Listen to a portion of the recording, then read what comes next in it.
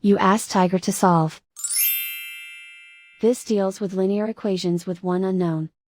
The final result is x equals -6. Let's solve it step by step. Group all x terms on the left side of the equation. Subtract 5x from both sides.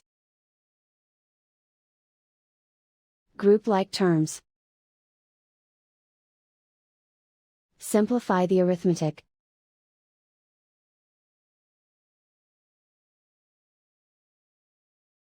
Group all constants on the right side of the equation. Add 12 to both sides.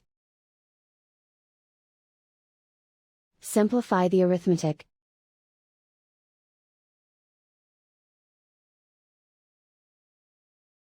Isolate the x. Divide both sides by -2. Cancel out the negatives. Simplify the fraction. Move the negative sign from the denominator to the numerator. Find the greatest common factor of the numerator and denominator. Factor out and cancel the greatest common factor. And so the final result is x equals -6.